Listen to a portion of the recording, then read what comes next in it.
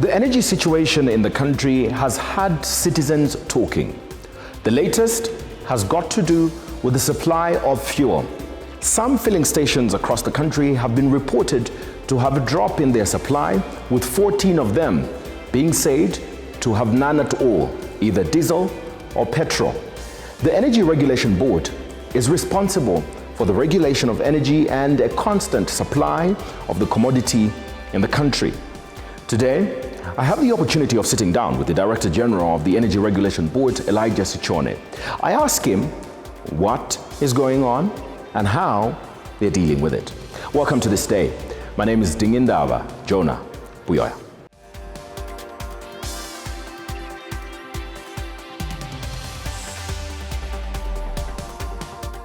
DG, thank you so much for hosting us here at your office on my show this day. Thank you for having me, and you're welcome to the ERB. First of all, I think what is on the lips of citizens is fuel supply.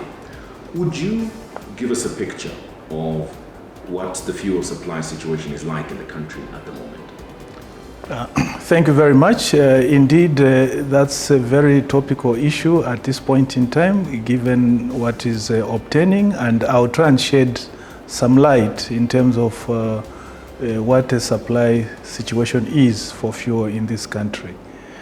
And I'll talk to two major fuel or petroleum products that are widely used, that constitute more than 95% of the petroleum products in the country. And I'm talking about diesel in this case, and also, petrol. Now, what happens is that on a daily basis, we do monitor the stocks throughout the country. We do monitor what is available at the various depots in the country. Some of the depots belong to Tazama and run by Tazama. Some of them are government-owned. Some of them are run by the oil marketing companies. We do also monitor what's available at the various retail sites throughout the country. So on a daily basis as a ERB, we get reports, and we do have today's report as of this morning in terms of the stock situation in the country. So let me start with diesel. As of this morning, we had 47.2 million liters of diesel in the country. So that's a total stock available, again, at the various sites that I talked about, depots and the retail sites as well. So that's what we had in terms of the total stock for diesel, 47.2 million liters. And what do we consume on a daily basis for diesel? On average, we're talking about 4.2 million liters consumption per day. So again, I'll talk about the general in terms of what is available in total stock, but then we'll zero in terms of the actual distribution, so that we also talk about what's available, at the various retail, sites throughout the country. So clearly you can see that in terms of that stock cover, 47.2 million liters against the daily consumption of 4.2. That's quite a number of stock days in terms of cover. In fact, to be specific, if you want to calculate, we are saying as of this morning, the stock that was available, aside from what is coming in, we're talking about a stock cover of about 11.2 days. So that's for diesel. Talking about the other product, which is petrol, again, at the various facilities that I talked about throughout the country, we had a total stock recorded this morning of 9.1 million liters of petrol. In the case of petrol, the average consumption per day is around 1.6 million. So clearly, again, you can see there is sufficient cover, but in terms of the stock days, it's around 5.6 days stock cover. Again, when I do give these stock covers or the days, it doesn't mean that nothing is flowing in. The petroleum supply chain is continuous, so we keep on getting stocks on a daily basis. As you may be aware, for diesel, actually we're getting almost up to about 3.4 million liters of diesel coming in through the pipeline. The rest is what comes in, via the road transportation. In the case of petrol, 100% of it is via road, transportation. So clearly from the stock cover that I've talked about in terms of days, the concern is for both products, although diesel is at about 11.2 and petrol being at 5.6. As ERB, our standard, our desired level of stock cover at a very minimum should be 15 days. So clearly you can see that both products fall short of the minimum stock days required or desired by the ERB. But of concern is petrol, which is around 5.6 days. So that's of great concern. So now let's see how the distribution is, at a national level. And again, this is why we insist that yes, the country is facing sporadic shortages of fuel, but we don't necessarily characterize the situation as being a crisis. And I think I'll talk to the numbers, since it's often said that numbers don't lie. Now let's talk about the distribution that is, countrywide. This country has 625 filling stations or retail sites. 625 throughout the country. As of this morning, today, this country had 460 filling stations selling both products. Meaning these stations do have diesel, they do have petrol, and in percentage terms, that's about 74.4%. So clearly, just from the numbers perspective, that to me does not show a crisis. However, we will see that there is the distribution or indeed availability, challenges, and I'll talk to those specifics. So if you look at those filling stations that did not have petrol, the filling stations that did not have petrol, and this is where petrol is of concern, there are around 150 sites or retail stations or filling stations throughout the country. And that's basically around 24% and so that's a concern that we have, whereas 74% both products are available. Our concern is for those filling stations that are not selling all the products that they ought to be selling, or indeed they are selling one of the two products. So those that are selling one of the two products, but focusing specifically on those that don't have a petrol, there were 150 in total. Those that did not have diesel, there were the 37 recorded of this morning. And those that did not have both products, in other words, they didn't have petrol, they didn't have diesel, there were 29. So in terms of percentage-wise, you can see that those without petrol, it's 24. Those without diesel, it's about 6%. Those without both products, it's around 4.7%. And this is how we basically reiterate time and again that there is no crisis. And why are we saying there's no crisis? Because in most cases, you go to any town, you find that yes, there is an inconvenience of you not finding petrol maybe at one or two filling stations, but literally in every town you find that there is a product here and there, except that the inconvenience is what we don't want to be happening, and that's something that we're going to be addressing, and we are addressing. DG, you've painted a picture of what report you've gotten today, but that also brings to reality something that I want to find out if is worrying for you as the ERB. Today, the number of filling stations that have both products is around 400. On the 3rd of January, it was around 500. The number of filling stations that were completely out of stock on the 3rd of January were 14. Today, they're 29. The number is increasing instead of reducing. Yeah. Isn't this painting a picture of a crisis looming around the corner, and the reason why worries are not reducing, but instead increasing just like the deficit? Well, the challenges are that the fact that we have a delay in terms of the products reaching the retail sites, that's a challenge that we are addressing. And the challenge is first and foremost logistical in some instances. For instance, I'll give you an example of what happens. If you look at the border post Nakonde on the Tanzanian side, the clearance for tankers, for instance, it's every other day.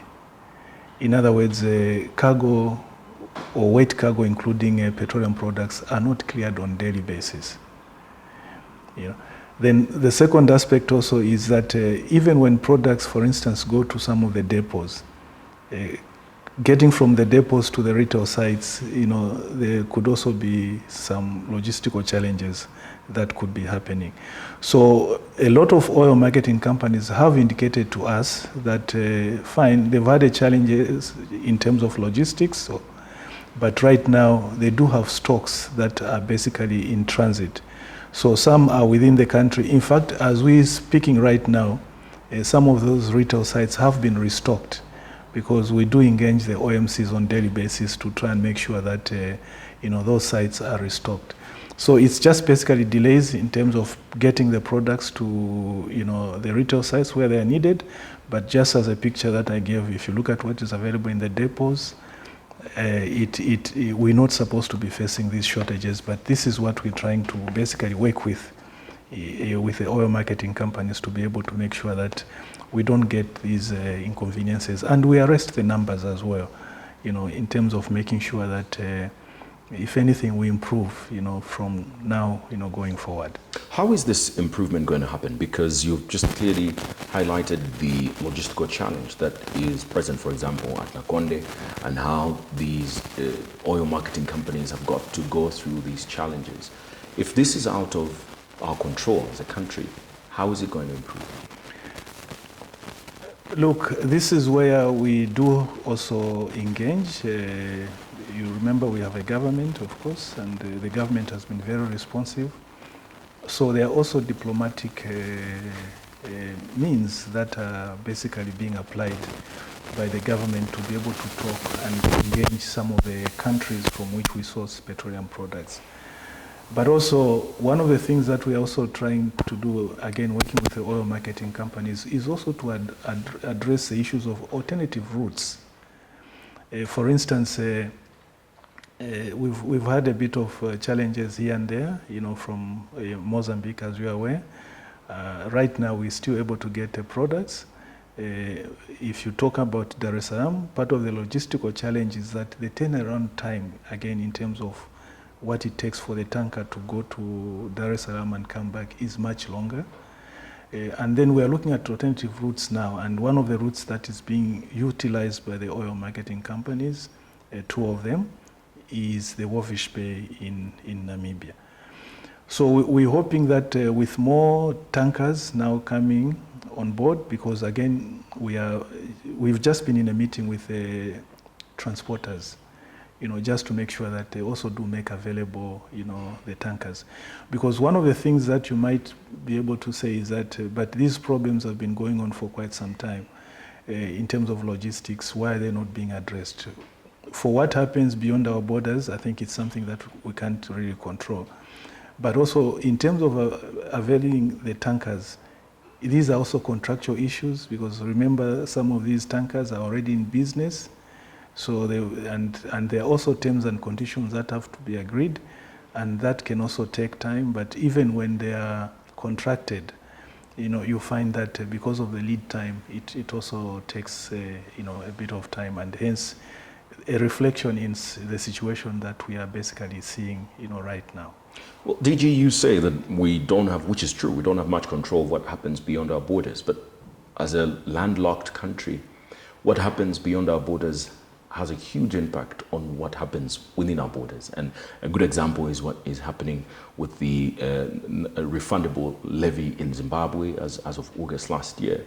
And as per your report, as the Energy Regulation Board and the oil marketing companies, you've got about 2,500 trucks off the market from Zimbabwe.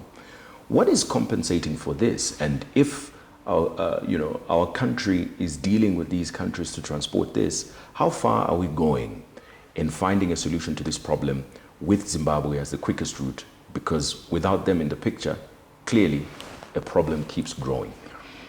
Yes, so as I said, there are engagements that are happening, and I can confirm that there have been meetings at a high level.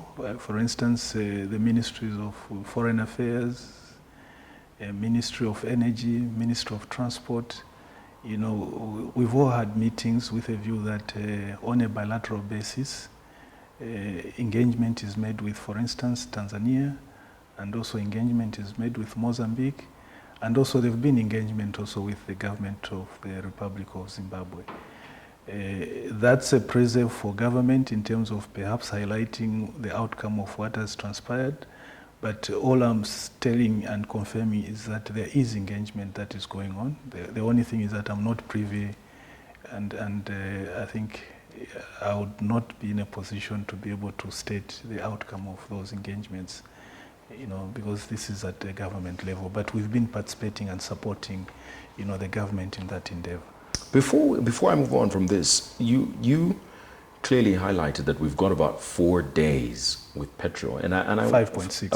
About 5 days with Petrol, and I would like to find out, when was the last time that you had 5 days of reserves as a country and monitoring the Energy Regulation Board, and has this been normal practice over the years? No, it hasn't been a normal practice. Like I said, our desired minimum stock days is 15. But this country has gone through challenges in the past, and in terms of the actual numbers, I would not be able to perhaps give the last time or the lowest numbers that we have attained. But as and when this country, maybe in the past, experienced a crisis, it was worse off than this, because I think this is why right now, we haven't really reached that crisis level, so to say, and it's because we still have this number of days, the 5.6 for Petrol. But remember, I stated that the supply chain is a continuous business. So even as we speak right now, there are tankers that are coming into the country. What we desire and what we'd like to see is that the tankers that are coming in, they should bring more fuel than what is consumed on a daily basis. In other words, we want to see fuel coming into the country being, for instance, more than 1.6 million liters. Then in that sense, we should be able to build the store cover as a country. That's what we want to see. And this is why we need more tankers. And more tankers, again, like I said, the engagements that are getting on, mobilizing the locally available tankers if they are not serving the local market, but also trying to see that we do, for instance, maybe get some tankers from Tanzania. We do get some tankers if we can from Mozambique, but also we try and get tankers from Zimbabwe.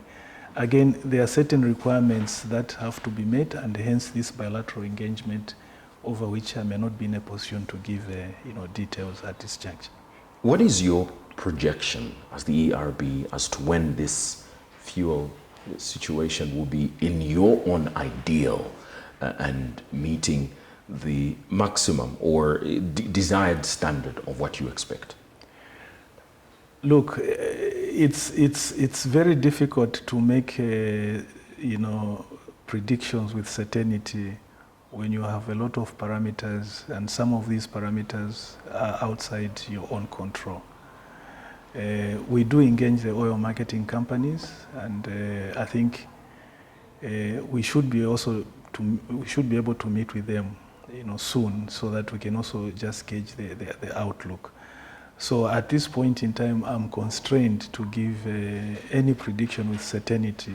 Like I said, given the fact that there are many other factors that may not be entirely under our control. So all I can say is that the engagement is continuing, and we know that these oil marketing companies do have licenses, and those licenses do have conditions. And what we'll be doing as a ERB also is to make sure that all our licensees comply with the conditions. And one of the conditions, of course, is to ensure that there is availability of petroleum products on the market for which they are responsible. There were some businesses that were having some engagement earlier today, and they were raising some of their concerns with regards to what is prevailing at the moment, the said 24% deficit that is there in the country.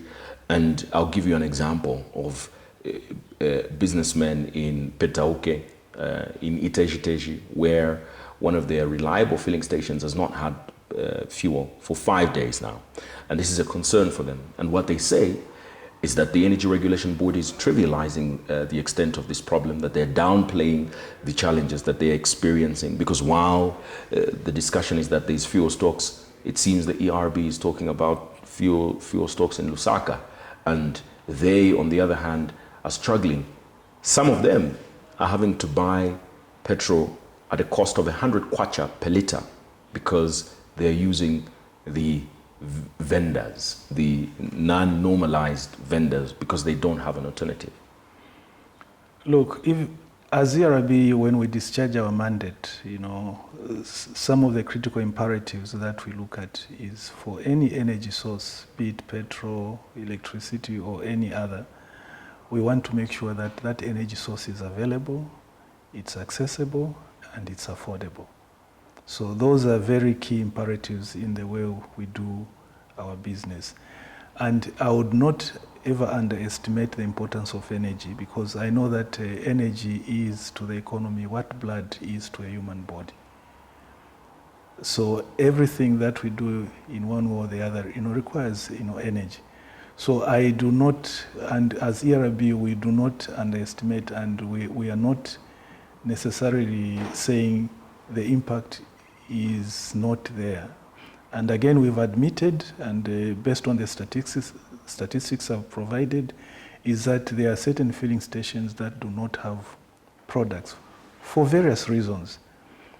Some of them purely, again, it's operational, meaning the relationship between the dealer and the OMCs. Some of them are purely because the OMCs, in terms of logistics, they're not able to get the products, quick enough. So we are not underestimating, and believe you me, this is what we are trying to do day in, day out, to make sure that we liaise with the OMCs, and we ensure that all the filling stations in the country, all of them, the 625 that I mentioned, they are serviced, with the products.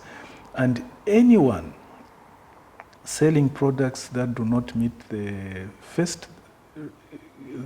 specifications, or indeed any product that is being sold beyond the regulated price, it's a cause for concern, and we need to get those reports, and we'll send in our people to be able to go and investigate and indeed take the necessary remedial measures. So it's not something that we take lightly, and the public should be assured out there that the ERB is doing its utmost best, working with the other agencies, such as ZRA, in terms of making sure that clearance at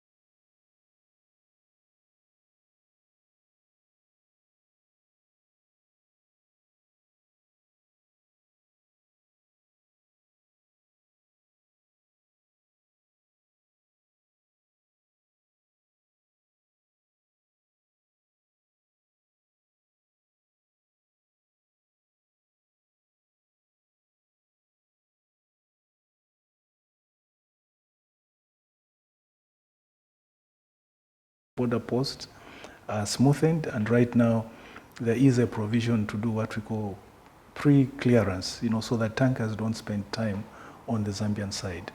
We are also working with RATSA just to make sure that whereas ERB is allowed or can permit the tankers to transport products from beyond 18 hours up to 22, then also if need be, if those tankers need to travel, later than 22, then RATSA can also be able to authorize them to be able to do that. So from the ERB sides, in fact, we've extended the period within which tankers can drive, from 18 hours up to 22 hours to about February, this year. In fact, maybe even beyond that, we may be considering depending on the situation. So we want to make sure that products get to these people.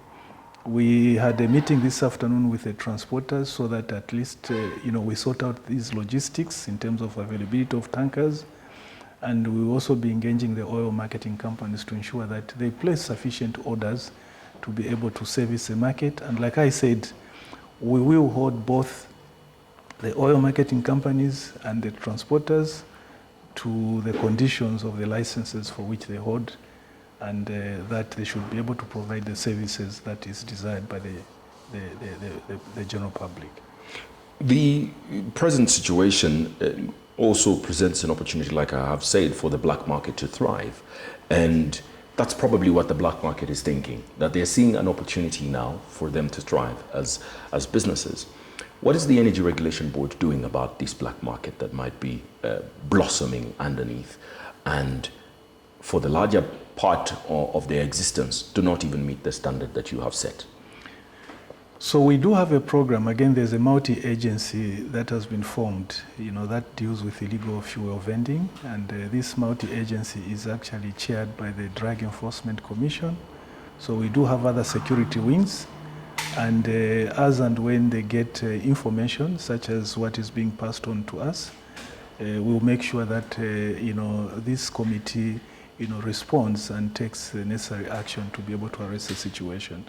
So there is already a program in place, that is being managed by this multi-agency that I've talked about, the security wings led by the Drug Enforcement Commission, which we as the ERB facilitates in terms of providing logistics and the necessary support to be able to do that.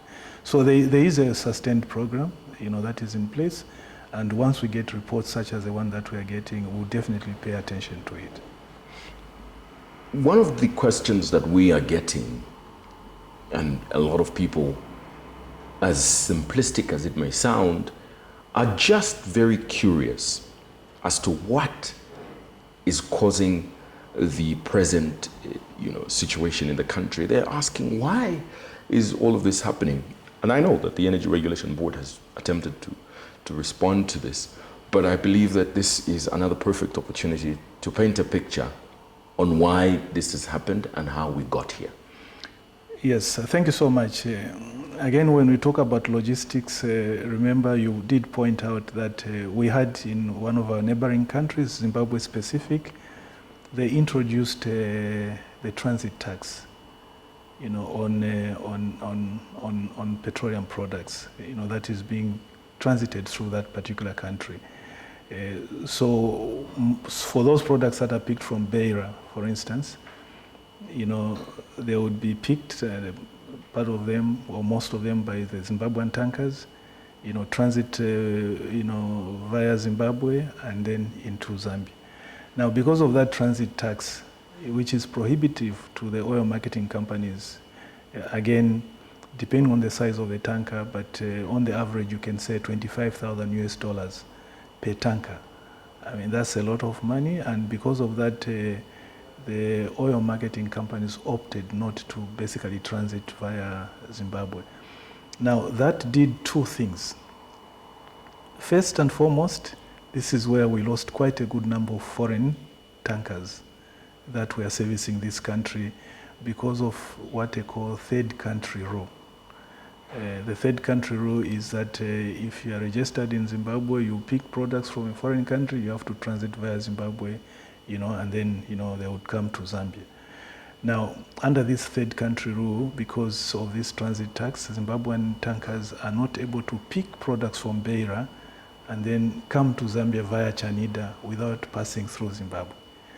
So that was a challenge. But aside from just losing this number of tankers, there is also the aspect of the route being much longer than was the case before. And for a longer route, then it means even in terms of the turnaround times, that also increases. So what does it mean, the route being longer? It was about almost 1,100, if you come in via Zimbabwe. If you now use Chanida, say coming to Lusaka, it's about 1,500, kilometers. So you can see it's a longer route. The border post also facilities. Chanida is a small border post and it doesn't operate 24 hours, like Chirundu. So, those are some of the challenges that we are talking about. And again, for tankers that have to go to Dar es Salaam, the turnaround time is much longer. And so this is where the logistical issues basically, kicked in. And that is what led to some of the shortages initially, being in place. Now, the question is going forward, and also as a ERB or as a country, are there any other options that we are looking at? Because one could say that perhaps maybe we could continue having this shortage of tankers. So apart from just the route diversification that I talked about, there are also plans, by the government to be able to facilitate the development of another pipeline. This pipeline, right now we're using Tazama, which is purely for diesel. But now there is a feasibility study that has been done to be able to develop a multi-product pipeline. So this is a pipeline that will transport all the products, including petrol. So that's an option that is also being considered, and I think it's going to be private sector led, but that is also at an advanced stage in terms of preparations. Again, we may not have the necessary details, or we're not best placed to pronounce ourselves as a ERB, but we've been working with Tazama and other stakeholders to be able to look at the development of that particular pipeline. So that's basically, what we are trying to do to be able to try and address some of these problems, going forward. And there are also other pipelines that are being talked about, and again, this is just part of the developments. For instance, there are private sector inquiries also as to a pipeline from Zimbabwe, to Zambia. So there are various options that are being looked at. But also, road transport, yes, it's one form of transport. There's also now talk that perhaps we can also look at rail transport. And again, the oil marketing companies have indicated that they are talking to Zambia Railways, and others are also engaging with Tazara itself, with a view that we can also loop in rail, transport.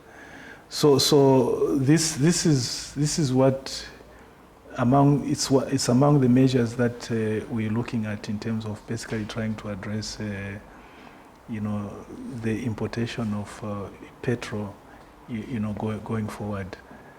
Instead of, an importation of the finished product, do you think the situation would have been different if we were importing crude oil and instead refining it from within? Do you think the situation would have been different and better? For that question, what you need to also remember is that the pipeline is finite. The pipeline is finite, and by that I mean it's only a certain quantity that you can transport using a pipeline. So that question is dependent on many other factors that one would have to look at. Factors such as would the pipeline have brought enough products, to be able to meet the market demand?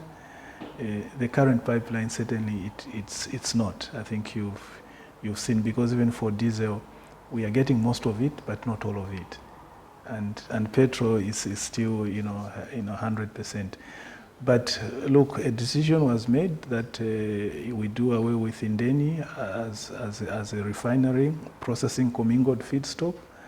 And I think other options are being looked at, and this is where we are right now. So the policy position has been taken, and as such, it's difficult without looking at these other parameters to be able to answer your question with certainty. But the issue is that we've moved on as a country based on the policy direction, but there are also other options that are being looked at to make sure that logistical issues going forward are addressed in this country.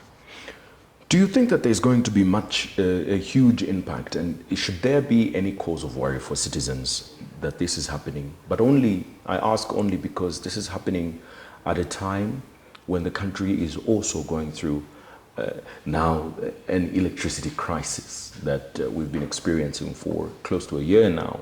And now there's this challenge that is being experienced. Is this a cause of concern for the citizens and for the economic outlook, especially that we are just starting the year 2025? Energy security for any country is important. In fact, let me say at any level, whether it's a company, whether it's an individual, and overall as a country, energy security is very key. And this is why I said from a policy perspective and from a regulator's perspective, we pay serious attention to the issues of availability, accessibility, and affordability of energy. And going forward again, the country would be looking at other ways of making sure that we are not as exposed as we are to the kind of shocks that are not unusual in the energy sector. By that I mean, for instance, in the case of the petroleum sector, as you are aware, the government has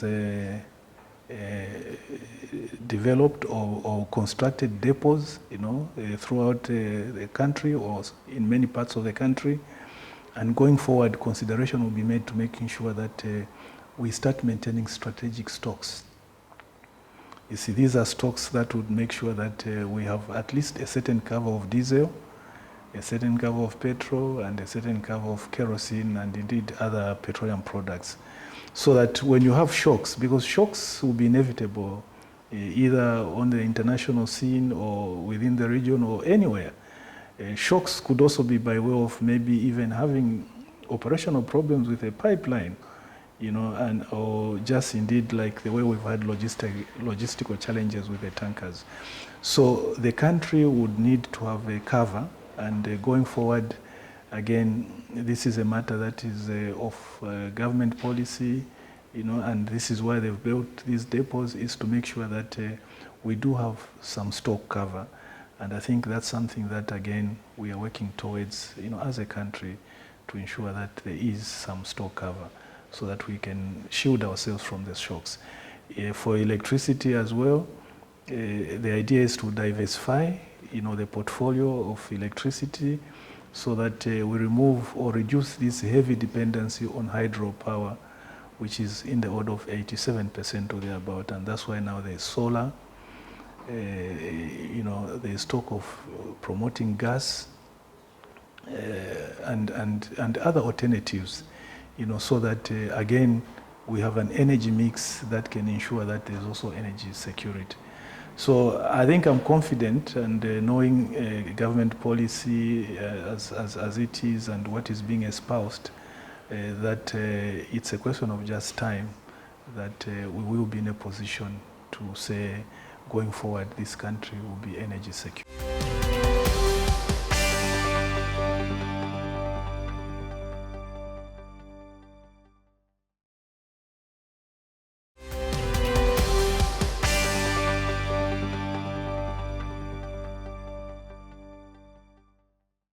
Finally, DG, there is one issue that has been of concern, especially from the side of businesses, and this is the monthly review of petroleum products and their prices. The cost is inconsistent for businesses and very difficult to plan even at individual level. Why is it difficult to adjust this that has clearly, been failing the people? Remember, we're moving from a situation where we had some form of subsidies, and because of that, the petroleum industry itself, business, was such that there was a heavy debt that was carried, by the government. And what has been put forward now as a policy position is that government itself will no longer be involved in the procurement of petroleum products. That will be done by the private sector. And again, in the spirit of being transparent, in the spirit of being predictable, in the spirit of ensuring cost-reflective pricing, there is an SI on pricing of petroleum products that has been promulgated. This was signed off by the Minister of Energy on the 29th of November 2024. It was gazetted on the 3rd of December 2024. So pricing is predictable and it's transparent. But the point that I want to make here is that if the private sector is the one that is bringing in the products, they would want to make sure that they recover the cost. Remember, I said we need to be also cost reflective. So the way we see the situation is that, once we reach full cost reflectivity, once we have this transparency that is now in place, once we have this predictability, and once we have these other measures that I talked about, like having strategic stocks, and also we can also think of how we review, the pricing formula going forward. In other jurisdictions, they do have what they call slate levy. This is a levy that takes care of the fluctuations in terms of the exchange rate. There are also other jurisdictions that do have what they call price stabilization fund. This is also a fund that would take care of the changes in the international oil prices. So once we put in place all these measures, we should be able to move to a much longer pricing horizon. In other words, you can now move from one monthly, which is what it is right now, to maybe a quarterly. And we know that the policy direction that has been given is that we need to consider moving to the quarterly pricing. So the way I see it, with the developments that have just transpired by way of developing that SI and also these other measures that I talked about, we are kind of in a transition to be able to move into that quarterly pricing horizon. But for now, the issue is that if a private entity is bringing in fuel, you can't hold them for 3 months without fully recovering their costs. Otherwise, they will have no working capital to be able to continue running business. So in that case, this is why monthly pricing serves that particular purpose. But going forward with these other additional measures that I've talked about, we will definitely migrate to where the government, I think, has pronounced itself policy-wise in terms of the desired, changes. So, and again, Zambia is not the only country, by the way, in the region that does monthly. It happens in Namibia, it happens in South Africa, it happens in Botswana. Albeit the dynamics are completely different for these countries because the